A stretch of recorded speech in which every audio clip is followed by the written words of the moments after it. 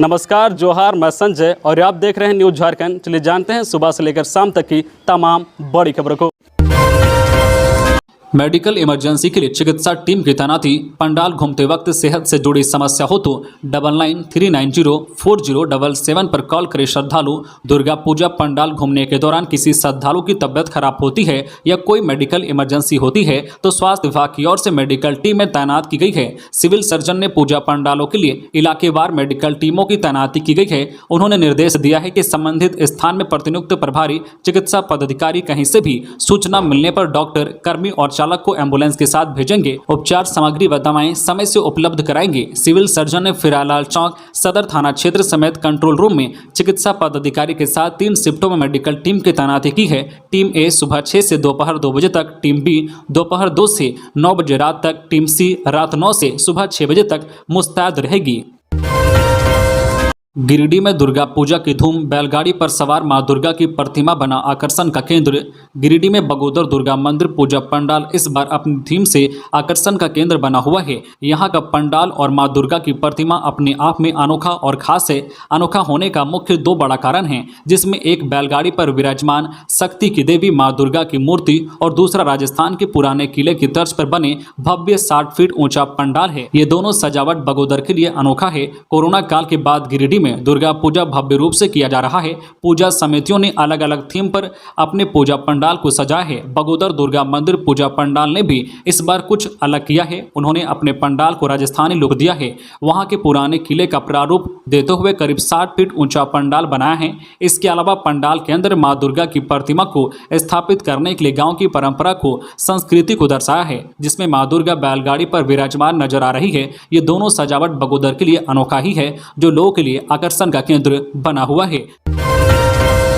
9वीं से 12वीं के छात्रों का जाति प्रमाण पत्र पहले बनेगा। मुख्यमंत्री हेमंत सोरेन के निर्देश पर राज्य के सरकारी विद्यालयों में पढ़ने वाले छात्र छात्राओं का उनके स्कूल में ही सुविधापूर्वक जाति प्रमाण पत्र बनाने का अभियान फिर शुरू किया गया है। उम्मीद से बढ़कर आवेदन को देखते हुए राज्य सरकार ने यह निर्णय लिया है कि पहले कक्षा 9वीं से 12वीं तक के छात्र छात्राओं का जाति प्रमाण पत्र बनाया जाएगा। दूसरे चरण में अन्य कक्षाओं के विद्यार्थियों का जाति प्रमाण पत्र बनाया जाएगा। संस्थानों में दाखिला या नौकरी संबंधित आवेदन के लिए इन कक्षाओं के छात्रों को जाति प्रमाण पत्र की आवश्यकता अपेक्षाकृत अधिक रहती है। सीएम सोरेन ने जाति प्रमाण पत्र जारी करने में पिछड़ी जिलों के उपायुक्तों को तेजी लाने का निर्देश दिया है। जंगली हाथियों ने आधा दर्जन से अधिक किसानों के फसलों को रौंदकर किया बर्बाद। गढ़वा जिला के चिनिया थाना क्षेत्र में जंगली हाथियों का उत्पात थमने का नाम नहीं ले रहा है। सिंदे गांव में सोमवार की रात जंगली हाथियों के झुंड ने जमकर उत्पात मचाया। इस दौरान हाथियों ने गांव में आधा दर्जन से अधिक किसानों के खेत में लगे हुए मकई फसल को रौंदकर बर्बाद कर डाला। उक्त घटना को लेकर किसानों में वन विभाग के प्रति रोष व्यक्त है। हाथियों ने जिन किसानों के मकई फसल को रौंदकर बर्बाद किया, उनमें सीधे गांव निवासी किसान मुनीलाल यादव, अरुण यादव, सुनील यादव, उपेंद्र यादव, सुलेमान कोरवा, गणेश कोरवा, कमलेश कोरवा, धर्मेंद्र यादव तथा मदन यादव का नाम शामिल हैं। किसानों ने बताया है कि सोमवार की शाम करीब 7 बजे हाथियों का पहला झुंड, जिसमें 4 से 5 हाथी शामिल थे, वे खेत में आ धमके। इसके कुछ ही देर बाद 7 से 8 की संख्या में हाथियों का दूसरा झुंड आ पहुंचा तथा रात भर गांव में किसानों की फसलों को रौंदते रहे। इसके बाद हाथी खेत में लगे फसल को बर्बाद कर जंगल की ओर निकल गए। खबरों में आगे बढ़ने से पहले आपसे रिक्वेस्ट है कि अगर आप चैनल को सब्सक्राइब नहीं किए हैं तो प्लीज चैनल को सब्सक्राइब करके बेल आइकन प्रेस कर दे, जिससे आपको झारखंड की हर छोटी बड़ी खबर का अपडेट आप तक पहुंचता रहे। चलिए बढ़ते हैं खबरों की ओर। भारत दक्षिण अफ्रीका वनडे जेएससीए स्टेडियम की सेंट्रल पिच पर होगा मुकाबला। 6 से 8 अक्टूबर तक मिलेंगे टिकट। 6 काउंटर बने।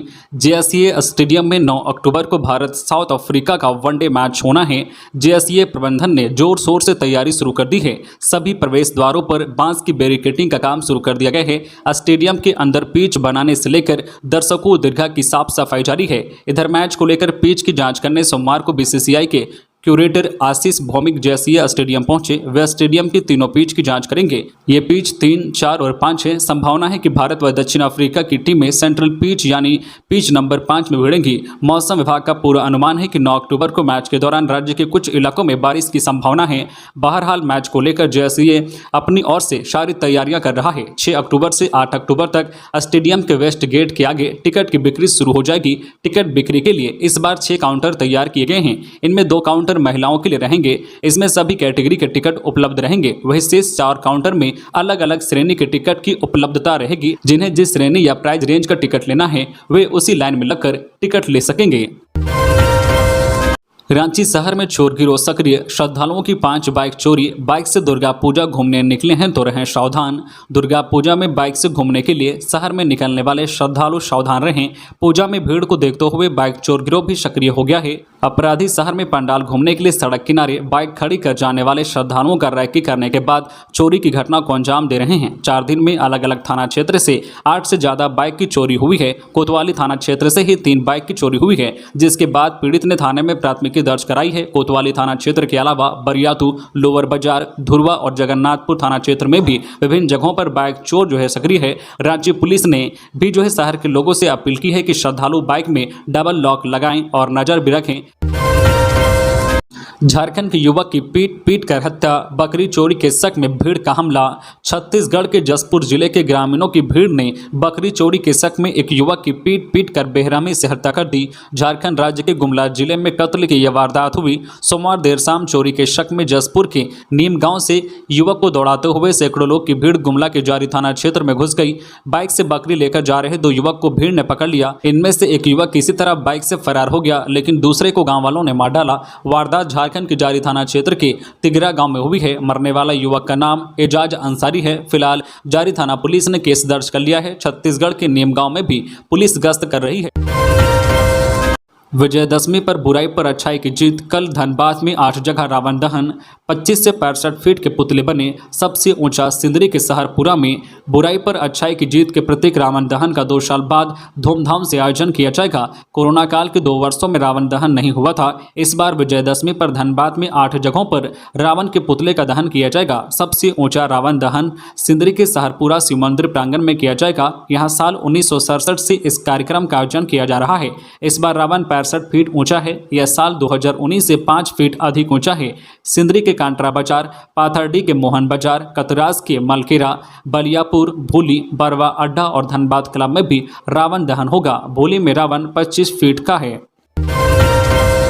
कुर्मी समाज ने फिर दी चेतावनी। शीतकालीन सत्र में नहीं हुई मांग पूरी तो झारखंड और उड़ीसा में भी आंदोलन। कुर्मी को अनुसूचित जनजाति एसटी में सूचीबद्ध कराने को लेकर एक बार फिर से आंदोलन शुरू होगा। इस बार इस आंदोलन के तहत केवल बंगाल में ही ट्रेन नहीं रोकी जाएगी, बल्कि ओडिशा व झारखंड में भी बृहद पैमाने पर आंदोलन होगा। इन इलाकों में भी रेलवे के परिचालन को पूरी तरह से ठप किया जाएगा। यह निर्णय रविवार की देर रात को पश्चिम बंगाल के झाड़ग्राम में हुई बैठक में लिया गया।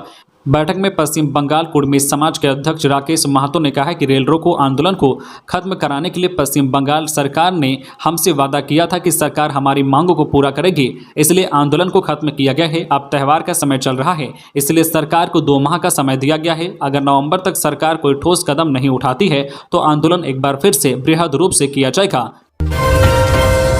महानवमी के अवसर पर मंत्री बन्ना गुप्ता ने पूरी विधि विधान से किया कन्या पूजन। कही बड़ी बात। झारखंड के स्वास्थ्य मंत्री बन्ना गुप्ता ने महानवमी के पावन मौके पर कन्या पूजन किया। इस दौरान उन्होंने माता का स्वरूप माने जाने वाली कन्याओं का पूरे विधि विधान के साथ पूजन कर उनसे आशीर्वाद प्राप्त किया। बन्ना गुप्ता हर साल नवरात्रि के मौके पर अपने परिवार के साथ कन्या पूजन करते हैं। नवरात्रि के अंतिम दिन यानी महानवमी के मौके पर किए जाने वाले कन्या पूजन का महत्व शास्त्रों में बताया गया है। कन्या पूजन के उपरांत नवरात्रि का समापन होता है। मंत्री बन्ना गुप्ता ने भी इस दौरान पूरे विधि विधान से कन्या पूजन किया और आशीर्वाद प्राप्त किया। मंत्री बन्ना गुप्ता ने कहा है कि माता की पूजा के साथ हमें अपने आप में भी बदलाव लाना होगा। भ्रूण हत्या, दहेज प्रथा को समाप्त करना होगा ताकि सही मायने में माता की आराधना सफल हो सके। 9वीं और 10वीं को लेकर रिम्स में तैयारी पूरी। इमरजेंसी वार्ड में डॉक्टर और पैरामेडिकल स्टाफ तैनात। दुर्गा पूजा को लेकर राज्य के सबसे बड़े अस्पताल रिम्स में सारे इंतजाम कर लिए गए हैं। खासकर 9वीं और 10वीं को लेकर इमरजेंसी वार्ड में डॉक्टर की तैनाती कर दी गई है, जिससे दुर्गा पूजा विसर्जन और पूजा पाठ के दौरान होने वाली दुर्घटनाओं में लोग को सही समय पर इलाज मिल सके। इसको लेकर रिम्स अस्पताल के उपाधीक्षक डॉक्टर SK त्रिपाठी बताते हैं कि दुर्गा पूजा के दौरान इमरजेंसी में गंभीर मरीज आने की संभावना बढ़ जाती है, क्योंकि अष्टमी, 9वीं और 10वीं पर युवा मौज मस्ती के दौरान लापरवाही बरतते हैं, जिस वजह से कई तरह की दुर्घटनाएं देखने को मिलती है। ऐसे मौके पर उनको तत्काल ट्रीटमेंट दिया जा सके। उपाधीक्षक ने बताया है कि रिम्स के ट्रामा सेंटर में दिन और रात के लिए डॉक्टर की ड्यूटी लगा दी गई है। जो भी मरीज गंभीर परिस्थिति में रिम्स अस्पताल लाए जाएंगे उन्हें इमरजेंसी में बेहतर इलाज मिल पाएगा। मेडिकल कॉलेजों में नामांकन के लिए काउंसलिंग शेड्यूल जारी, 11 अक्टूबर से होगा registration. Medical counselling committee MCC ने मेडिकल कॉलेजों में नामांकन के लिए नीट यूजी 2022 का नेशनल काउंसलिंग शेड्यूल जारी कर दिया है।